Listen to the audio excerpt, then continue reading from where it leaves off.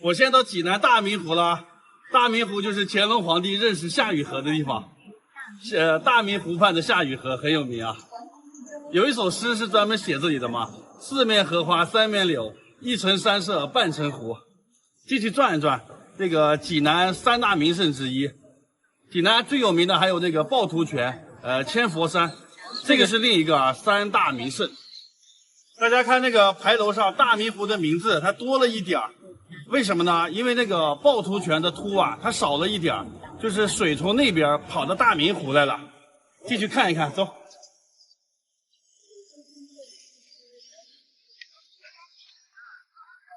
们走在济南呢，会发现非常多的柳树。那柳树呢，也是济南市的市树。济南市的市花呢，就是荷花。当年刘凤诰啊，写下了济南市的市联，叫做四面荷花三面柳，一城山色半城湖。我们来看一下这幅联啊，首先呢，它是一个数字联，4对3，1对半。其次呢，它把济南市的市树和市花以及整个大明湖的样貌呢，都描绘在其中了。那当年刘凤诰啊，在参加殿试的时候呢，乾隆皇帝呢，看他是一个读野龙，就想呢，我就考考你，看看你是不是真的有才能。于是呢，乾隆皇帝出上联，说独眼岂能登皇榜。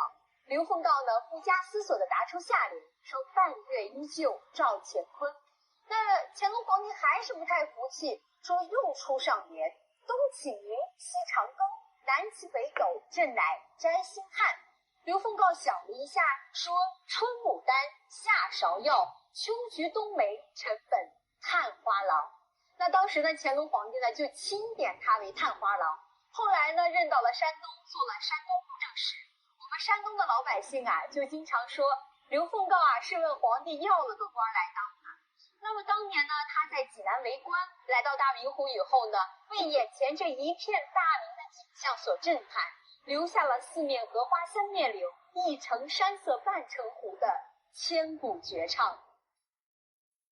站在大明湖的北岸是可以看到对面的千佛山的，就是这座山，它像不像一个卧着的佛像啊？这边是头，这边是身体，这边是腿。天气好的时候，千佛山可以倒映在湖面上，这个叫卧佛倒影。大明湖还有一个神奇之处，就是这湖里面没有水蛇而且呢，这湖里面有青蛙，但是不会叫，很神奇，现在还是未解之谜啊。站在这岸边能看到青蛙，但是听不到蛙叫，专家也解释不了这是为什么啊。后来很多民间的人是这么说的，说是这个大明湖的湖水，它是由这个泉水汇聚而成的，泉水呢时常保持在18度左右，但是这个青蛙蛙叫呢，要这个水温24度左右。从这个角度解释了一下青蛙为什么不叫，也解释了一下这里面为什么没有水蛇，因为水蛇冬天要冬眠嘛，18度温度太高了，冬眠不了。大家看这个大明湖里面是没有游船的，没有那种脚踏船呀、电瓶船呀，只有坐这个游客的船呀，就是很多人一起坐这个船，然后在湖里面游玩，可以上中间那个岛去玩一下，25块钱的船票，上去看一看。哎呀，这个船还是这个造型呢，游船画舫，湖光山色，船里面还挺大呀。去后面看一下。这样子的，找个地方坐吧。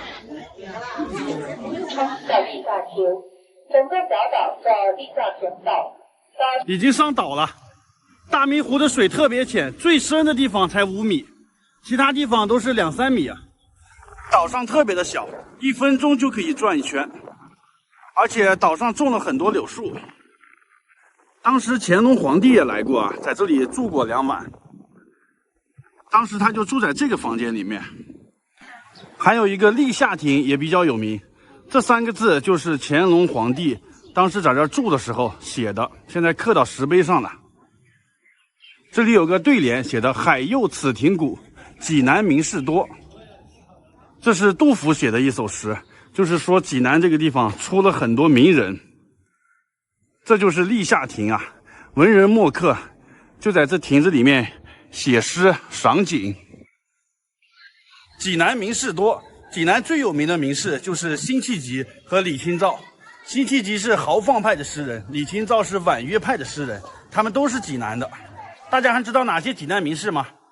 好了，这个视频就拍到这里了，谢谢观看，拜拜。大家好，我现在在山东济南，济南又被称作泉城，泉水的泉，因为这个城市有好多的天然山泉水，就从这地底下涌上来的。这里就是一个取水点，这个地方叫白石泉。你看，当地很多人拿着矿泉水桶，拿着各种瓶子罐子来这里取水，打满水了就滴回家了，免费的取水点。这都是天然的泉水。你看济南这个护城河里面流的全部都是泉水，清澈见底。这边也有取水点，你看拿着小车过来取水，这个叫黑虎泉。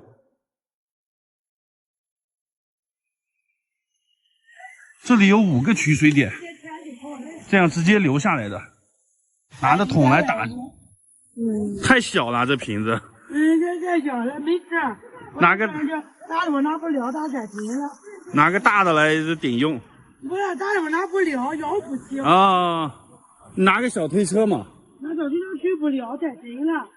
我也没想背小推车。应该拿个这个小车，打好水以后直接就拖走了。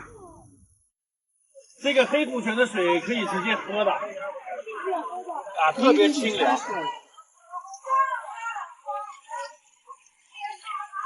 这个取水点叫黑虎泉，它是仅次于趵突泉的，在济南排第2名。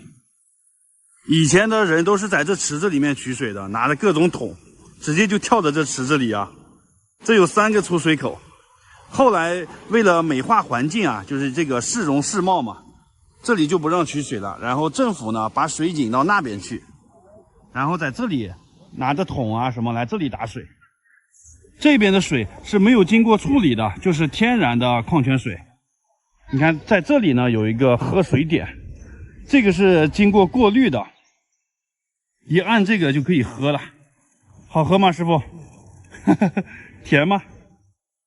甜，好喝。这个直接按开直饮水啊，就跟撒尿似的。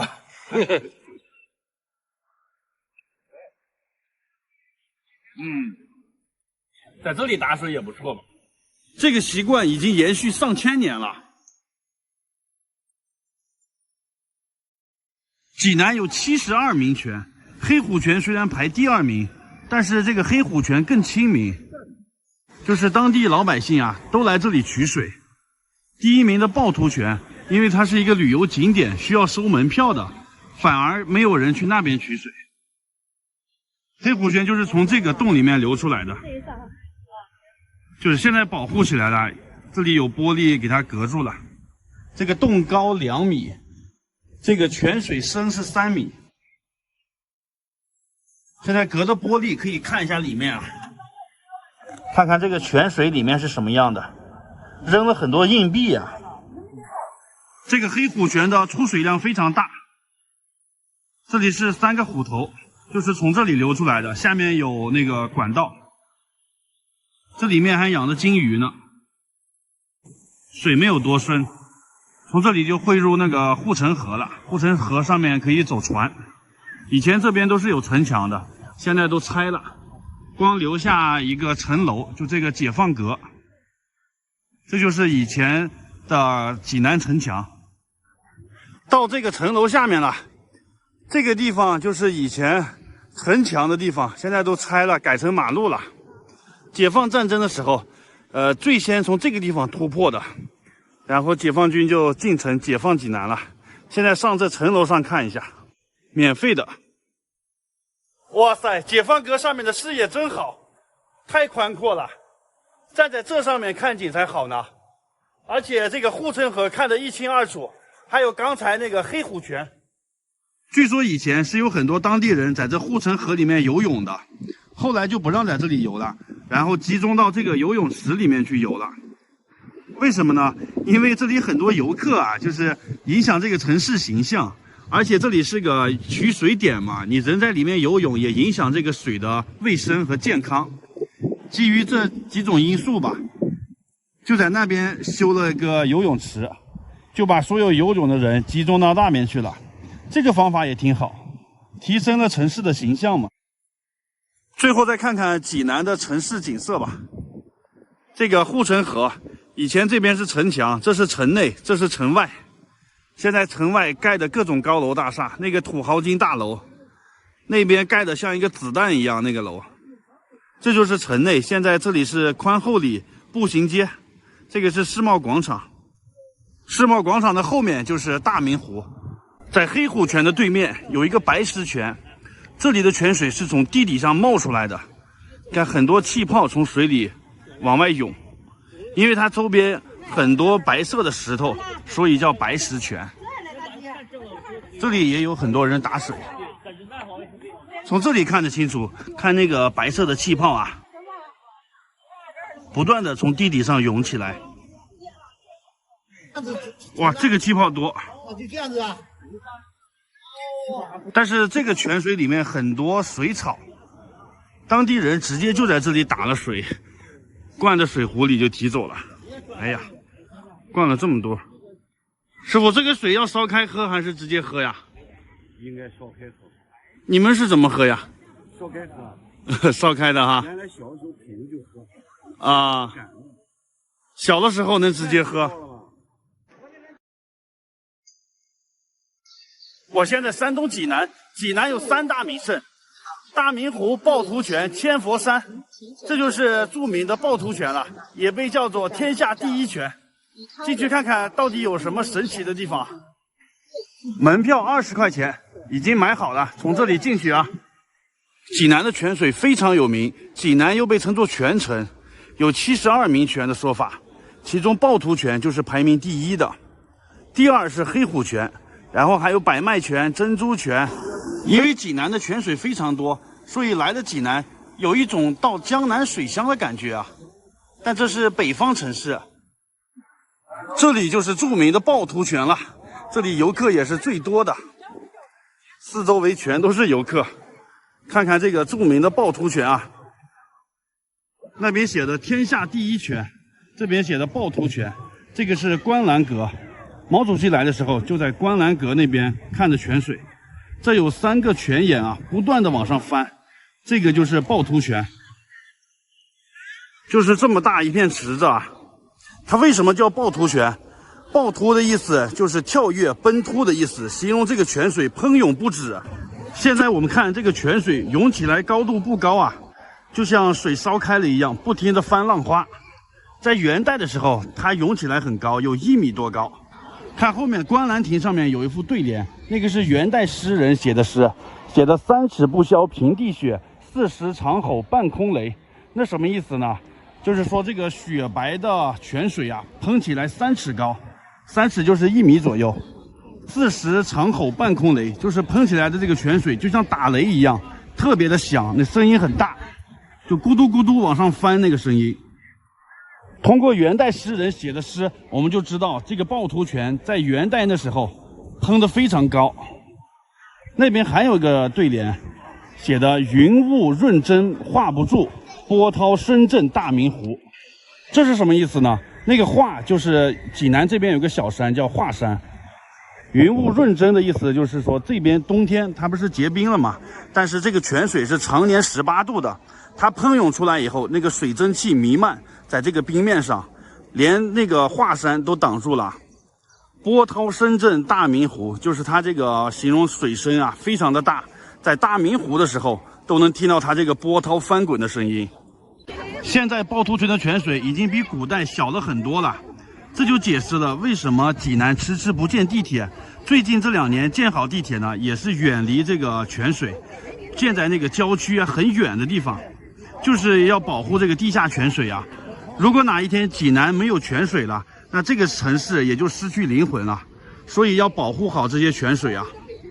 再说一下，它为什么被称作天下第一泉，是因为当时乾隆皇帝来了以后啊，乾隆本来是带着北京玉泉山的水的，他来这里尝了趵突泉的泉水，他就说这个泉水比玉泉山的水要好喝，真是天下第一泉啊，就是这么来的。你看这里有一个碑，这个是康熙先来的，康熙来了以后写了鸡湍2个字，形容这个泉水很激流、很湍急。后来乾隆来了，在他这个碑的后面也写了一首诗。乾隆是来了2次，第2次来的时候，山东这边是大旱，乾隆就带领这边的文武百官和百姓祈雨。果然呢，这个有求必应，下了3天3夜的大雨啊，这个趵突泉就重新喷涌了。这后面记的就是这件事。以上这就是趵突泉的故事啊。到这里一定要合张影啊，再去别的地方转一下。大家好，我现在在济南。济南有3大名胜：趵突泉、大明湖，还有千佛山。现在就进千佛山里面看看啊，名头很大。爬到半山腰了，这风景不错吧？视野很开阔。门票是30块钱，周1和周5是半价，15块钱。我今天没来对啊，今天是礼拜6，全价。后面那个铁杆是干嘛用的？那么高，还要继续往上爬，好累呀！现在先锻炼一下，过几天再去爬泰山。走，到山顶了，好晒呀！山顶有一个亭子，这里视线真好。这山上没有卖水的地方啊。看这个风景啊，视野太好了。停这里看一看，唯一有遮阳的地方，能看到整个济南市区啊！哇塞，那里还有一个更高的地方，到那个地方看一看，那里人少啊。现在好渴呀，但是上面不卖水，我也是醉了。山顶的视野太好了，就是有点晒啊，我打个雨伞。可以看到济南的全城，可以看到济南真的是高楼林立啊，密密麻麻的盖的，全是各种房子。从这里也可以看到大明湖。就是这个地方，这土豪金大楼的后面就是大明湖，在远处这个蓝色的，这是黄河。天气好的时候才可以看到黄河。这个是济南第1高楼，像一个食指一样啊。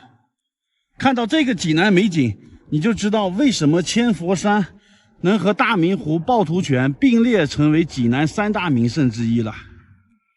历史上的济南指的就是大明湖这一小片范围。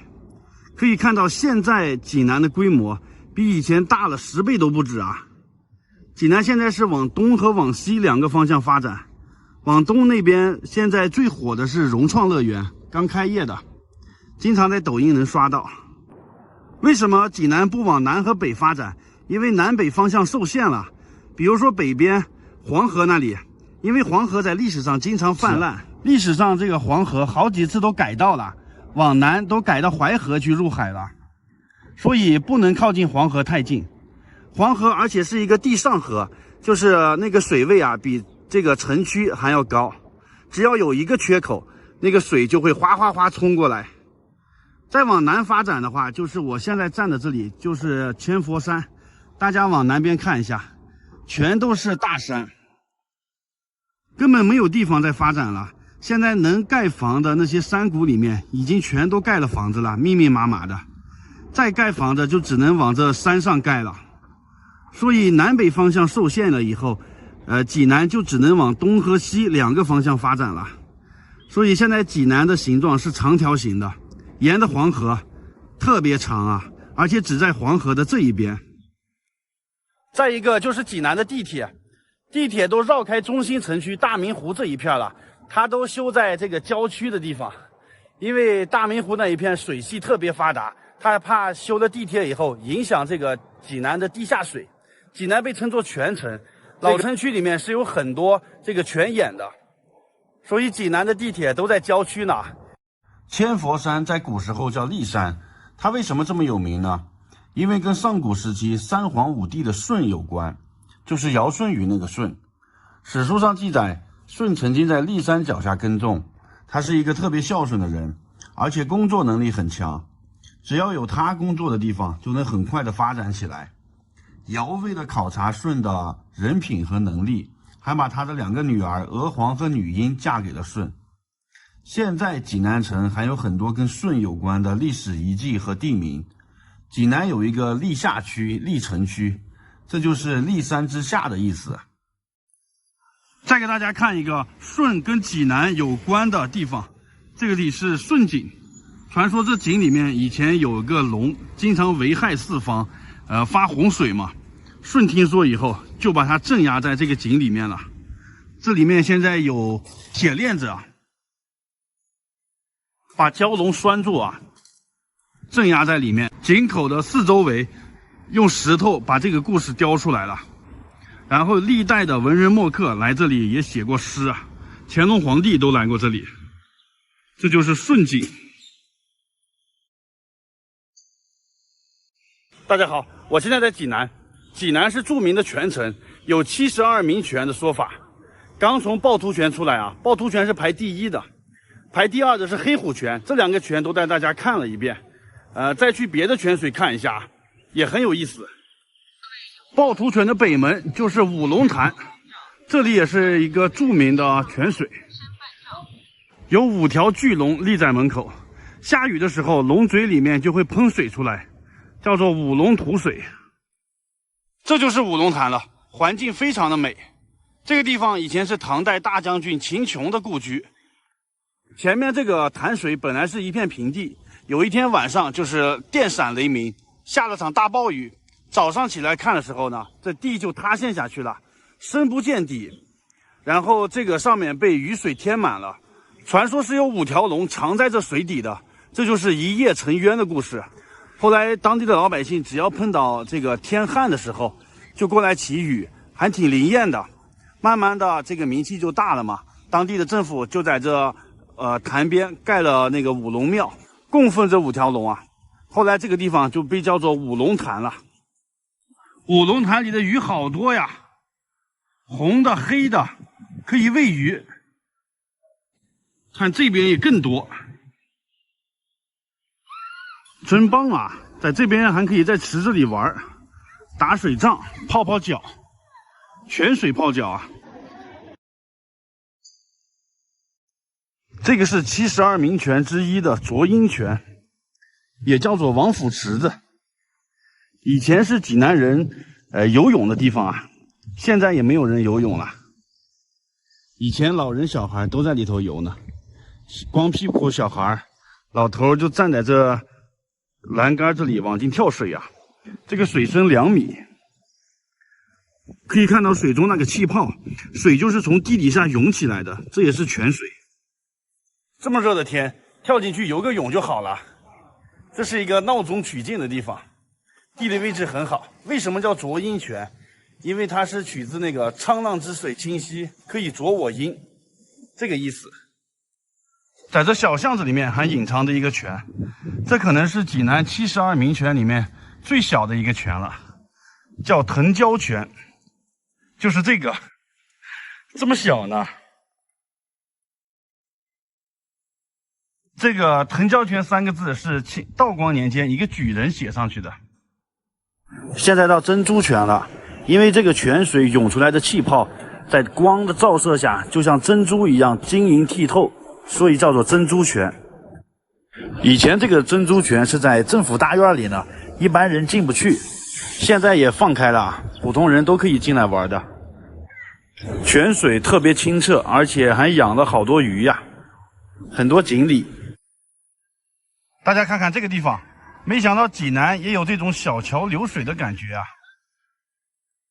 全都得益于济南这边的泉水。泉水真的是太丰富了。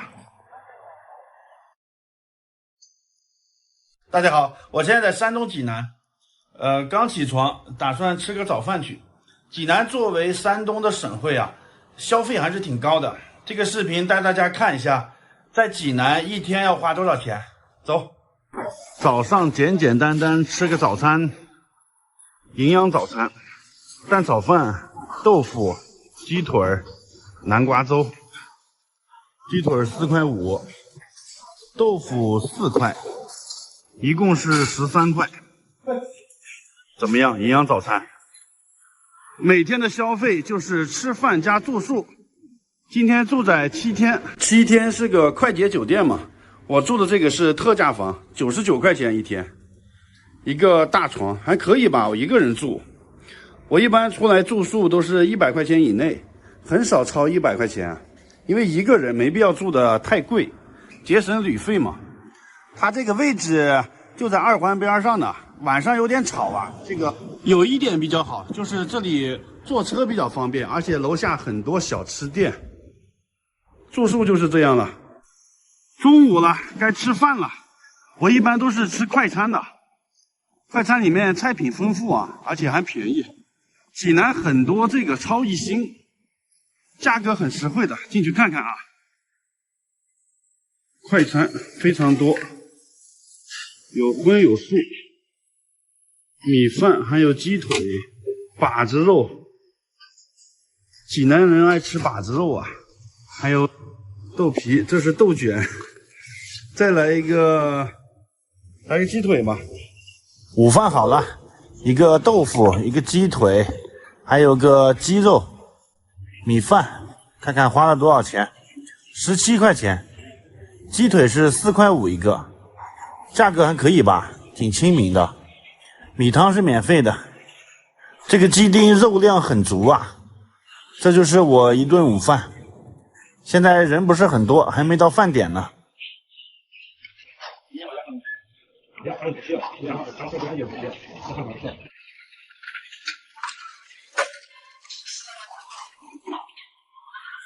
本来想买个夏天的衣服，去优衣库转了一圈没买到，因为优衣库都是小号没大号，它最大的是1个叉的，我要至少穿2个叉的。后来没办法，又去李宁转了一圈，买了个 T 恤299，然后又配了个裤子也是299，一共花了598。现在买衣服好贵呀，都不打折的，原价卖。我之前还是穿的这种裤子呢，这是棉的，现在穿好热呀，所以要买一个新裤子。济南特别热的现在。这个裤子我就扔了吧。好多人说我不换衣服啊，因为我没有换洗衣服，买个新的我就把旧的扔了。裤子也扔了，然后 T 恤我也扔了，走了。穿上新衣服了，哇，感觉也很不错啊。过2天再买双鞋吧。这里有人在唱歌啊，泉城路步行街，恒隆广场，这边夜市很热闹，那边是芙蓉街美食街了。我不去那边了，里面好多人呢。去这里吃个晚饭吧，有个喜家德水饺，在东北的时候也很多这个水饺店。那边有个楼很有特点，那是济南最高楼吧，应该是360多米啊。晚上灯光很漂亮，像子弹一样要发射了。吃个饺子，看着人还挺多的。这家饺子店我在东北时候就吃过，服务比较好，也干净卫生。我点了一个招牌的虾仁水饺，27块钱，还有一个凉拌的豆花，这个10块钱，一共消费37，有点小贵呀。现在9点多啦，客人还挺多。